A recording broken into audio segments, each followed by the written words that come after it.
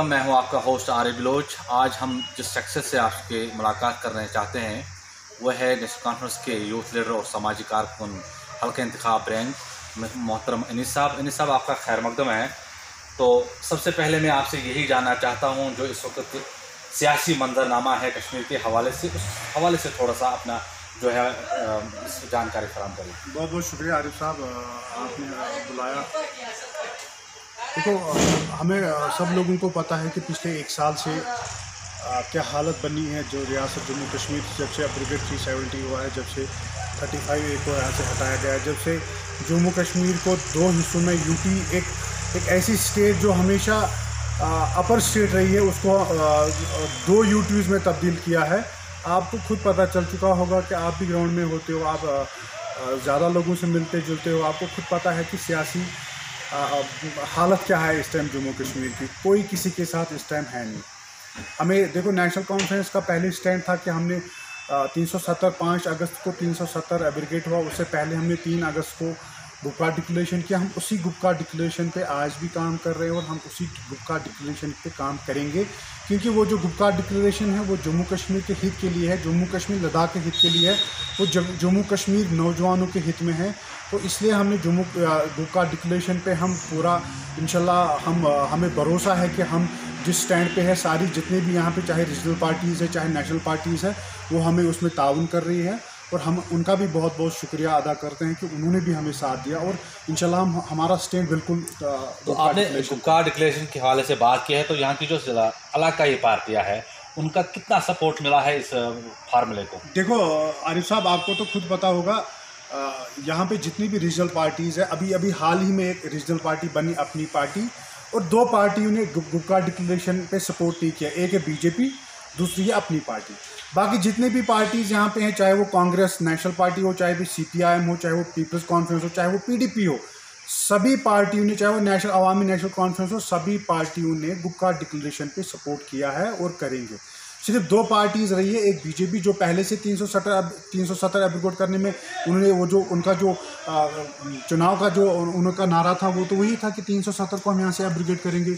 अभी एक पार्टी है, ये रीजनल पार्टी जो अभी बनी है, जो कुछ पता नहीं है वो बी टीम में क्या है, उन्होंने सपोर्ट नहीं किया। सिर्फ दो पार्टीज़ है, बीजेपी और अपनी पार्टी, उन्होंने सपोर्ट नहीं किया। बीजेपी के जो लीडरान है वो कह रहे हैं कि जो 370 वापस लाने का जो आपका जो मुद्दा है वो दिन में तारे देखने के मुताबिक है, तो इस हवाले से क्या कहना? देखिए आरिफ साहब, ये जो 370 एब्रिगेट का मसला हुआ, ये हम ये कहते हैं कि अनकॉन्स्टिट्यूशनल तरीके से हुआ है।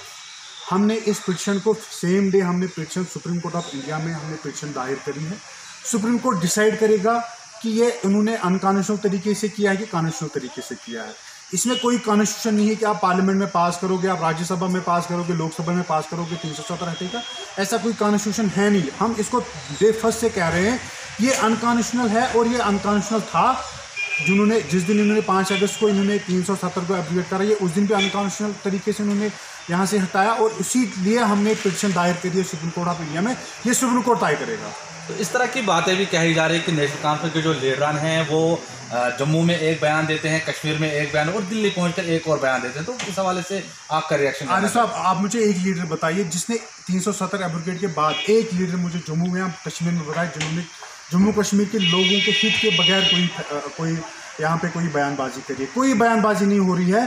सिर्फ हम ये चाहते हैं, हमने देखो, हम सियासत करते हैं, हम अपने लिए सियासत नहीं करते, हम जम्मू कश्मीर के लोगों के लिए सियासत करते हैं। हमने पहले से ही, जो नेशनल कॉन्फ्रेंस की एक हिस्ट्री रही है कि नेशनल कॉन्फ्रेंस एक ऐसी जमात है, ये एक जमात नहीं है, कोई पॉलिटिकल पार्टी नहीं, एक तहरीक है। इस तहरीक को हमने इंशाल्लाह आगे लेना है और हम इसको आगे लेके रहेंगे, क्योंकि ये तहरीक हमेशा जम्मू कश्मीर के हित के लिए और जम्मू कश्मीर के लोगों के हित के लिए रही है। तो पार्टी के जो सरबराह है उमर अब्दुल्ला साहब, उनका एक स्टेटमेंट आया है हाल ही में कि उन्होंने कहा कि कश्मीर का जो मुस्तकबिल है वो हिंदुस्तान के साथ महफूज है। देखिए, ये इस पर मैं ज़्यादा बात नहीं करना चाहता हूँ। ये उमर साहब ने खुद, ये उसकी अपनी आइडियोलॉजी है, उसका अपना सोच है, क्योंकि वो लीडर है, उसको पता है, वो नेशनल नहीं इंटरनेशनल लीडर है, उसको खुद पता होगा कि हमारे लिए जम्मू कश्मीर के लोगों के लिए क्या अच्छा रहेगा, क्या बेहतरी रहेगी, वो आप मतलब ये इसके बारे में मुसाबिक खुद बता सकते हैं। क्या आपको लगता है कि अगर 370 या कश्मीर के मुस्तकबिल को तहफ़्फ़ुज़ फराहम करना है तो यहाँ की इलाकाई जमातों को इत्तेहाद करना वक्त की नागुज़ीर वक्त है? बिल्कुल, इस टाइम ये एक अर्जेंसी बनी है। यहाँ के पॉलिटिकल जितनी भी रीजनल पॉलिटिकल पार्टीज़ है, ये एक इमरजेंसी क्रिएट हुई है कि हमें मिलजुल के यहाँ पे कोई फ़ैसला लेना होगा। अगर हम मिलजुल के फ़ैसला लेंगे तभी कुछ हो सकता है, तभी हम जो हमारा जो स्टैंड गुप्ता डिक्लेरेशन है तभी हम उसमें सक्सेस हो सकते हैं। जब तक यहाँ की रीजनल पार्टीज इकट्ठा ना हो तब तक हम गुप्ता डिक्लेरेशन पे भी ऐसा कुछ देखने को नहीं मिलेगा। जब तक सारी रीजनल पार्टीज मिलजुल के एक फ़ैसला लिया है, मतलब गुप्ता डिक्लेरेशन आपने देखा 6-7 पार्टी जितनी भी रीजनल पार्टीज़ है अपनी पार्टी छोड़ के सब पार्टीज़ ने यहाँ पे तो सपोर्ट किया, लेकिन हमें एक जो यूनाइट होके इस चीज़ को हमें लड़ना है। और जो हमारी आइडेंटिटी है, हमारी डिग्निटी 370 जो हमारी आइडेंटिटी और डिग्निटी थी उसको हमें वापस लाना है। तो बीजेपी का कहना है कि 370 हटाने के बाद कश्मीर में जो है तमीर तरक्की का नया दौर शुरू हो चुका है, रोज़गार के वसाइल पैदा होंगे, तो उनकी इस बात में कितना इत्तेफाक आप रखते हैं? आरिफ साहब, आपको तो खुद पता होगा जब 370 अपग्रेड हुआ उसके 4-5 दिन पहले ही 4-5 दिन के बाद यहाँ के गवर्नर साहब हुआ करते थे, मतलब सत्यपाल मलिक साहब, उसने बोला जम्मू कश्मीर की सबसे बड़ी जॉब रिक्रूटमेंट होगी, 50,000 नौकरियाँ हम देंगे। आप खुद देख रहे हो कितनी नौकरियां मिली, 1 साल होने को 12-13 महीने हो गए तो यहाँ पे एक नौकरी भी नहीं मिली। इवन कि जितनी जहाँ पे जिन लोगों की नौकरी थी वो भी चली गई। अभी आप देख रहे हो ये कह रहे हैं कि डेवलपमेंट हो रहा है। आप यहाँ के सबसे पूरे इंडिया में आप एक मुहिम चलाई गई सेंट्रल गवर्नमेंट के दौरान के सबसे ज़्यादा काम हमने मनरेगा में किया। यहाँ के लोगों को पूछे ना जो मनरेगा में काम कर रहे हैं उनको बोले ना हालत क्या है, पिछले 8-10 महीनों की क्या हालत है। एक भी काम नहीं हो रहा है, ग्राउंड पे कोई भी डेवलपमेंटल काम नहीं हुआ है। ये सिर्फ बहकावा है। बीजेपी के लोग सिर्फ जम्मू कश्मीर के लोगों को धोखा दे रहे हैं, धोखा देते आए हैं और धोखा दे रहे हैं। ये ग्राउंड पे आपको सब कुछ मिलने को हो रहा है। देखो पिछले 15-20 दिनों से मनरेगा डिपार्टमेंट की जो यहाँ पे एम्प्लॉयज़ वो पेन डाउन पे है, कोई स्टेटमेंट एडमिनिस्ट्रेशन की तरफ नहीं आ रहा है। अगर वो इतना काम कर रहे हैं, जो ब्लॉक मतलब जो जहाँ पे सिटी ब्लॉक है वहाँ पे आप देखो जो मनरेगा के सारे, चाहे वो GRS लोग हैं, चाहे वो जो भी मनरेगा डिपार्टमेंट के साथ जुड़े हैं, अगर आप देखोगे उनसे ही सारा काम हो रहा है। लेकिन बदकिस्मती के साथ हमारी एडमिनिस्ट्रेशन पता नहीं कर क्या रही है, ना उनका सुन रहा है, ना कोई बात हो रही है, ना कोई स्टेटमेंट आ रहा है। वो पिछले 20 दिनों से पेन डाउन पे काम कोई हो नहीं रहा है। तो आर्जी मुलाजिम की अगर हम बात करेंगे, गुज़श्ता कई हफ्तों से वो सड़कों पर है, एहतजाज कर रहे हैं नौकरियों के मुस्तकबिल के हवाले से। अगर देखा जाए वो सालों से कर रहे हैं। चलो 1 साल हो चुका है दफ़ा 370 हटाने में, उससे पहले भी इलेक्टेड हुकूमत थी, चाहे PDP बीजेपी की थी या NC की, आज तक उनके जो मुतालबात हैं उनको पूरा क्यों नहीं किया गया? बिल्कुल आरिफ साहब, सिर्फ वो लोग सड़कों पर नहीं है, आज पूरा रियासत जम्मू कश्मीर उनकी लद्दाख भी सड़क पर है। आपने खुद देखा कल एक लद्दाख के जो वहाँ पे डिप्टी चेयरमैन है उसका एक स्टेटमेंट आया, वो बीजेपी का, वो बता रहे हैं 370 मत दे दो वापस, अब हमें 371 वापस दे, 371 हमें इम्प्लीमेंट यहाँ पे करो, जॉब और यहाँ की लैंड जो है वो सिक्योर रहे। हम भी यही कहते हैं, हम डे फर्स्ट से पहले ही बोल के आए हैं कि 370 का जो मसला था इससे यहाँ के जो गरीब तबका है उस पर असर पड़ने वाला है, और सेम वही हुआ। आज खास करके जम्मू के लोगों को भी पता चल चुका है कि बीजेपी ने हमारे साथ क्या वादा किया था, उस वादे में क्या था वो आप खुद देख रहे हो कि कितना खोखला था। अभी आने वाले 5-6 महीने में आपको खुद पता चलेगा, जब बीजेपी को जम्मू से सारे लोग रिजेक्ट करेंगे तो आपको खुद पता चलेगा। के बाद मुल्क के जो पड़ोसी ममालिक हैं उनके साथ ताल्लुकात ख़राब हो जाए, क्या आप इस बात को इत्तेफाक करते हैं? देखो बिल्कुल, ये तो सभी लोगों को पता है कि देखो एक मुल्क चलता है फॉरेन पॉलिसी पे। जब उसकी फॉरेन पॉलिसी फेल हो तो वो मुल्क भी ज़्यादा टाइम नहीं टिक पाता है। आप खुद देख रहे हो बांग्लादेश के साथ हमारी भारत की रिलेशन कितनी मजबूत थी, तो आज खुद देख रहे हो भूटान के साथ कितनी मजबूत रिलेशन थी, आप खुद देख रहे हो नेपाल के साथ कितनी मजबूत रिलेशन थी, आप खुद देख रहे हो श्रीलंका के साथ कितनी ताकतवर मतलब एक स्ट्रॉन्ग रिलेशन थी, आप खुद देख रहे हो।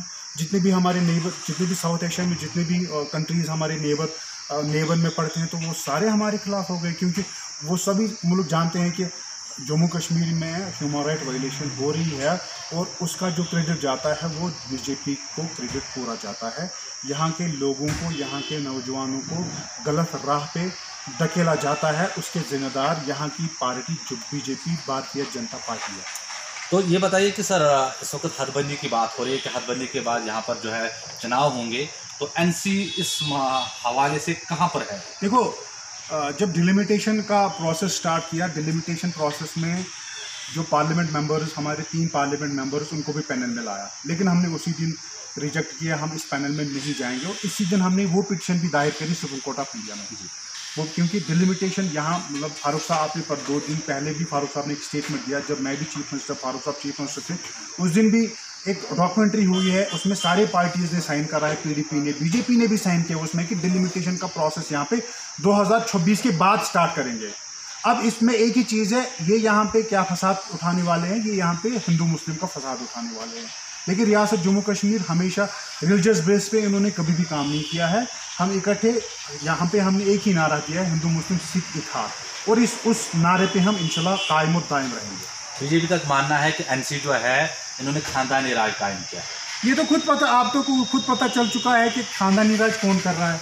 ये तो यहाँ पे जितने भी काम आप देखो, जहाँ एनसी के बगैर कौन यहाँ पे, जो भी डेवलपमेंटल काम, जो भी यहाँ पे प्रोजेक्ट्स, बड़े बड़े प्रोजेक्ट्स बने हैं, जो भी यहाँ पे बड़े बड़े पुल्स बने हैं, जो भी बड़े बड़े काम हुए, वो किसके दौर में बने हैं? वो तो सिर्फ एनसी के दौर में बने। आप खुद देखो कि आप गूगल सर्च करो, आप देखो कि 2008 से 2014 तक कितने काम रियासत जम्मू कश्मीर और लद्दाख में हुए हैं। ये हिस्ट्री में है, इन 6 सालों में सबसे ज़्यादा काम जम्मू कश्मीर में हुई है, और वो हुई है उमर साहब के क़यादत में। वो एक डेडिकेटेड लीडर है, वो एक, उसके अंदर एक आग है जम्मू कश्मीर के लोगों को साथ लेने के, उसके अंदर एक आग है कि यहाँ के नौजवानों के साथ जो गलत हो रहा है, अनएम्प्लॉयमेंट बहुत बढ़ रही है, उसके अंदर आग है कि ये हम सारी चीज़ें ठीक करेंगे। उमर साहब में ही वो कैपेबिलिटी है।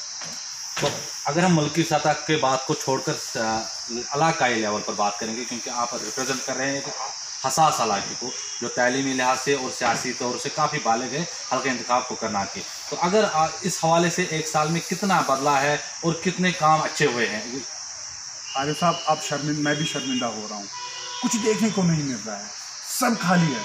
गुर्बत इतनी है, लोगों के अंदर इतनी गुर्बत हो चुकी है, शाम को खाने के लिए खाना भी नहीं है। ये हालत है हमारे कुकरनाग की, ऐसा कुछ देखने को नहीं मिल रहा है। अगर एक भी काम हुआ होता ना, अगर एक भी काम होता ना, मैं बता देता आपको, नहीं कुछ हुआ है, ऐसा कुछ है नहीं। लोग बहुत मुसीबत में है, क्योंकि मैं ग्राउंड पे हूँ, हमेशा लोगों के साथ कनेक्टिविटी में होता हूँ, हमेशा लोगों के साथ बात करता हूँ। लोग इतनी परेशानी में है, आधे लोग कहते हैं कि शाम के लिए खाना भी नहीं है, ये हालत है। नहीं, कोविड का मामला हुआ है तो बीजेपी ने राशन फ्री दिया है, गैस कनेक्शन मुफ्त में दिए गए हैं, जो लोग हैं, जो बेचारे मजदूर थे, उनके खातों में पैसे जमा, खासकर खवातीन की बात है, फिर भी आप कह रहे हैं कि भूखे रह रहे हैं। जनाब, आप मुझे आरिफ साहब ये बताइए, जब 2014 का फ्लड आया, एनसी ने भी राशन फ्री दिया, 8 महीने का राशन फ्री दिया। ये राशन फ्री होने से क्या होगा? अभी यहाँ के लोग आप देख लो, हम सिर्फ 4-5 महीने से लॉकडाउन में नहीं, हम 1 साल से लॉकडाउन में, बिजनेस तो सारा बैठ चुका है, जो सीसी अकाउंट से बैंक डिफॉल्टर तो सारे हो चुके हैं। अगर इनको कुछ करना था, जो हमारे तबके, जो बिजनेस तबका है, उनका जो सीसी लिमिट था, जो उनकी जो इंटरेस्ट रेट थी, वो कम करनी थी, वो इंटरेस्ट उनको माफ़ करना था, तभी मैं बोलता नहीं बीजेपी ने कुछ किया। 1 साल से, हम पूरे 1 साल से लॉकडाउन में हैं, 1 साल से कोई काम नहीं हो रहा है, 1 साल से कोई बिजनेस नहीं हो रहा है, 1 साल से कोई टर्नओवर नहीं हो रहा है। आप खुद देख लीजिए कि ग्राउंड में कितनी प्रॉब्लम्स हो रही है। राशन 5 किलो देने से कुछ नहीं होता है। आपने अगर कुछ देना था लोगों के, हमने बोला कि आप एक अल्टीमेट एक आप स्कीम बनाइए, 5-6 हज़ार 7 हज़ार की आप स्कीम, हर जो बीपीएल तबका है उनके अकाउंट में आप डायरेक्ट 7-7, 8-8 हज़ार डाल दिए, ताकि वो सारी चीज़ें वो मैनेज कर पाए। आप 5 किलो चावल दोगे शाम के लिए, जिसके साथ सब्ज़ी खानी, उसके लिए पैसा नहीं है, तो चावल को क्या करेंगे? उसको नमक के साथ खाएंगे, उसके लिए पैसा चाहिए। अगर उनको चावल देना है, लेकिन हमने मांग भी करी थी, मेरा एक स्टेटमेंट, 2 बार मेरा स्टेटमेंट आया है कि आप एक ऐसी स्कीम बनाए जम्मू कश्मीर के लोगों के लिए, ये 1 साल से बंद है। जम्मू कश्मीर के लोगों के लिए आप ऐसा स्कीम बनाइए कि 6-7 हज़ार आप पर मंथ, जो बीपीएल कैटेगरी लोग हैं, उनके अकाउंट्स में आप डायरेक्ट 7-7, 8-8 हज़ार डाल दीजिए, ताकि वो सर्वाइव करें, ताकि वो अपने बच्चों को खाना पीना दे। पढ़ाई की तो बात ही नहीं है, बच्चों को तो पता ही नहीं स्कूल कहाँ से। जम्मू कश्मीर के लोगों को ये पता नहीं है, जो मेरा भी एक बच्चा है, उसको भी पता नहीं है कि मेरा स्कूल कहाँ से है। कोविड का मामला है इसलिए स्कूल बंद है। देख, कोविड तो 4 महीने से 5 महीने से, लेकिन हम तो 370 से बंद है। 4G का मसला सेंट्रल गवर्नमेंट बता रही है कि हमने यहाँ पे डेवलपमेंट करी, यही डेवलपमेंट हुई कि हमारे बच्चे 4G देखना चाहते हैं, ऑनलाइन क्लास देखना चाहते हैं। कह रहे हैं कि सिक्योरिटी का मामला है। सर, ये तो कह रहे हैं, इन्होंने तो खुद बोला 370 जब यहाँ से एब्रोगेट करेंगे, उसके बाद जम्मू कश्मीर की नॉर्मल बिल्कुल हालत जो होगी वो बिल्कुल नॉर्मल होगी। आप खुद देख रहे हो, हर दिन तो यहाँ पे इनकाउंटर्स हो रहे हैं, हर दिन तो यहाँ पे देखने को मिल रहा है कि न्यूज़ आज 4 लड़के वहाँ से मिसिंग है, आज 4 लड़के यहाँ से मिसिंग है करके ये तो उन्हीं के, ये मेरा स्टेटमेंट नहीं है, ये एनसी का स्टेटमेंट नहीं है, बीजेपी का स्टेटमेंट है, नेशनल स्टेटमेंट है कि जब हमने 370। आपका क्या मानना है कि 370 हटाने के बाद मिलिटेंसी का ग्राफ ऊपर? बिल्कुल, ये तो एग्जैक्टली है, मिलिटेंसी का ग्राफ ऊपर बढ़ रहा है, क्योंकि यहाँ के जो नौजवान है उनको लग रहा है कि हमारे साथ नाइंसाफ़ी हो रही है। ये तो बिल्कुल हर दिन नहीं देखने को मिल रहा है, 3, 4, 5 लड़के तो हर दिन मिसिंग हो रही है। और हर दिन आप इनकाउंटर देखोगे, एक जगह 2 जगह 3 जगह इनकाउंटर के साथ साथ हर जगह आप देखोगे कि कहीं पे ग्रेनेड फेंके जाते हैं, कहीं पे आर्मी पे फायरिंग हो रही है, कहीं पे पता नहीं थाने पे फायरिंग हो रही है, कहीं पे बीजेपी के कुछ लोगों पे फायरिंग हो रही है, कभी कहीं पे कांग्रेस के लोगों पे, कहीं पे एनसी के लोगों पे। ये तो हर दिन बढ़ रहा है, ये तो इनका ही देन है। यही कह रहे थे कि 370 के बाद यहाँ के हालात, आपको नहीं लगता था? हम तो ताउन कर रहे हैं, लेकिन हमारी जो आइडेंटिटी है, हमारी जो डिग्निटी थी वो हमें वापस तो दे। हम तो ताउन दे रहे हैं, हम तो बिल्कुल बता रहे हैं हम ताउन देंगे, हम यहाँ के लोगों के साथ में हैं, हम यहाँ के लोगों के जो दुख दर्द है उनके साथ में है। लेकिन हम तो सेंट्रल गवर्नमेंट से यही मांग करना चाहते हैं, जो हमारा है वो हमें दे दीजिए। हम तो और कुछ मांगने की हक में नहीं, हम तो कह रहे हैं जो हमें अपना था, जो हमारी अपनी टोपी थी वो हमें वापस दीजिए। जब हमें वो वापस मिलेगी तो हम तो ताउन के, हमने तो हमेशा यहाँ के सेंट्रल गवर्नमेंट के जो यहाँ पे थे, हमने तो हमेशा नेशनल कॉन्फ्रेंस तो हमेशा जम्मू कश्मीर के लोगों के हित में रही है, हमेशा हम ताउन में रहे हैं। हम यही चाहते हैं कि हमारा जो था हमें वो वापस दीजिए, बस और कुछ नहीं चाहिए। शुक्रिया। ये थे अनीस साहब, जिनका यही कहना है कि 370 जो हटाया गया है उसमें कश्मीर के लोगों को एतराज़ में नहीं लिया गया है, वो जो एक नाइंसाफ़ी हुई है यहाँ की। लिहाजा एनसी का जो मौक़िफ़ है कि जो पोजीशन थी वो उसको बहाल किया जाए। साथ ही इनका ये कहना है कि इस 1.5 साल में तामीर तरक्की का कोई नामो निशान नहीं है, कश्मीर जो है मज़ीद पसमानदा हुआ है। मज़ीद अपडेट के लिए बने रहे जेके खबरनामा के साथ। मैं आरिफ बलोच, गुरु के साथ कुकरनाग अनंतनाग।